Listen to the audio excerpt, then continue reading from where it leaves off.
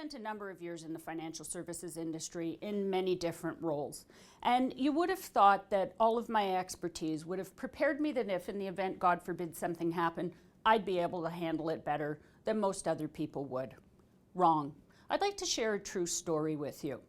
One sunny Sunday in 1999, my daughter was getting ready to go off and visit my parents out west for 5 weeks, and her father and we were going to date. This was an annual thing we were doing, and I was so excited because he had something that he had to do. I was taking her to the airport, and he was going to rendezvous with me later that afternoon, and we were going to go out for a ride on the motorcycle. So after spending a little bit of time with my daughter, he headed out the door, yelled goodbye, "Love you girls, see you later," and told my daughter to remember to mind her P's and Q's with her grandparents. I had some stuff that I had to do during the day.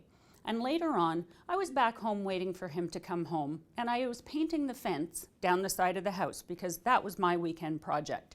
And we'd been at our next door neighbors the night before, frolicking in the pool with the kids and everything, and he came over with his daughter to chat for a little while. He was one of my husband's military buddies. And while we were there, all of a sudden, we lived on a cul-de-sac. A police cruiser came into the cul-de-sac and pulled up in front of his house. Now, we didn't think much of it because 2 weeks before he'd been robbed, but I said to him, "Ha ha, they figured out that you did not have a riding lawnmower for that tiny little patch of grass that you said you had." So he said, "See you later," off he trotted, and I went back to painting the fence. Well, while I was sitting there painting the fence, I looked through the slats and saw the police officer and my neighbor walking across the lawn to me. I stood up, and the police officer addressed me by name and asked me if we could go inside. And I looked at him and said, "No, where's my husband?" He looked at me again, and I started to see tears form in his eyes.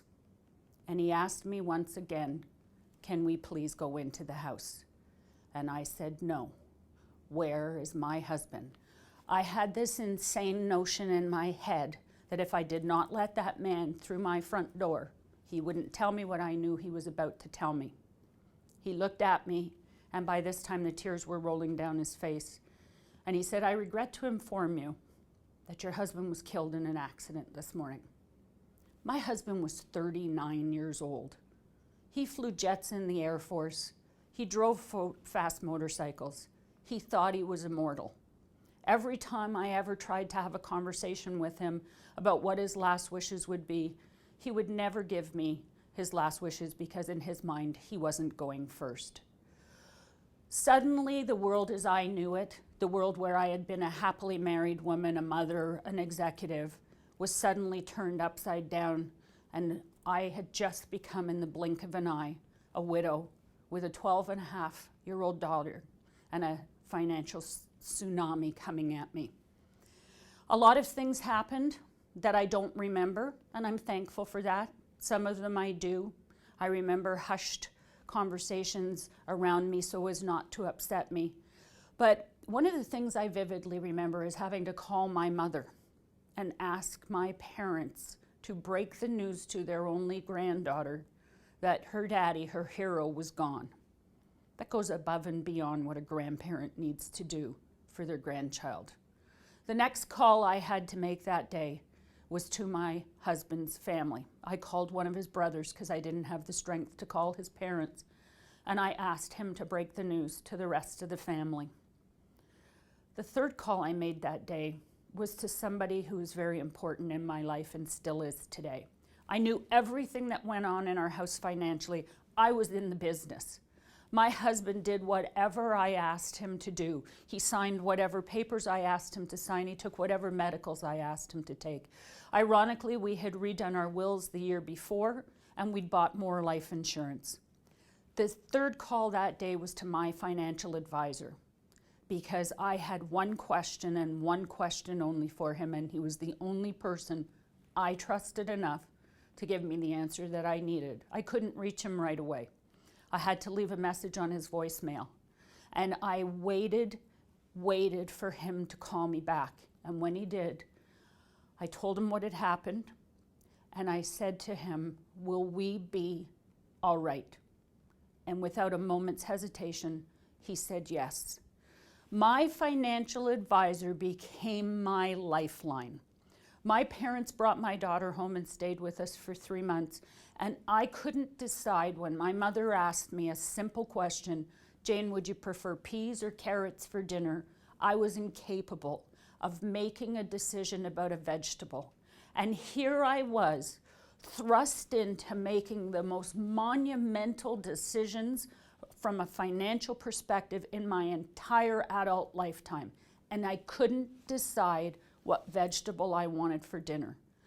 I truly believe that the hard work in this business starts not when you have to get the sale. The hard work begins as a representative or a producer when you have to help the client and deliver on what you promised. That man went everywhere with me. The funeral director asked me how many death certificates I wanted. I looked at him like a deer in the headlights and said 1. He said, let's start with 15. You can have more if you need them. I went back for 10.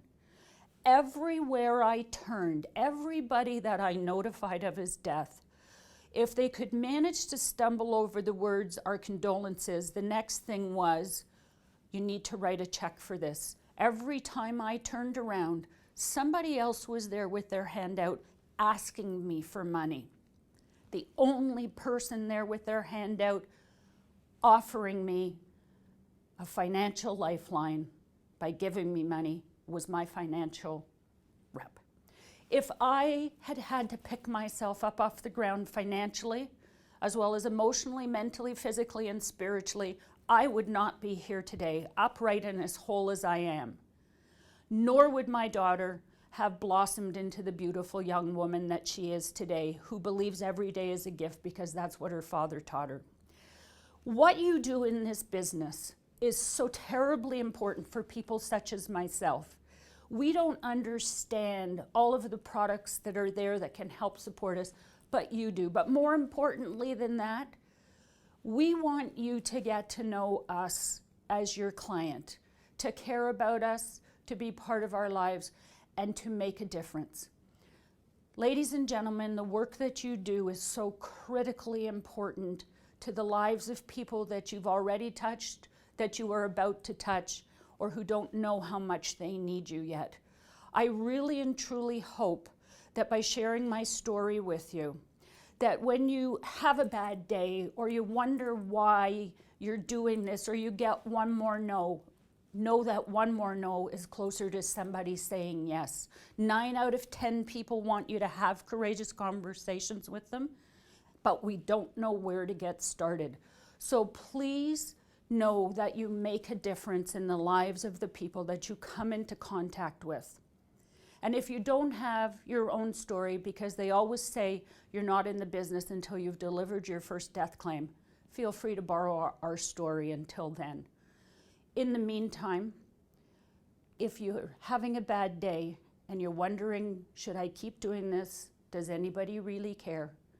I would like to ask you to remember myself and my daughter, and on behalf of both of us from the bottom of our hearts, thank you for what you do to make a difference in the lives of the people you touch each and every day.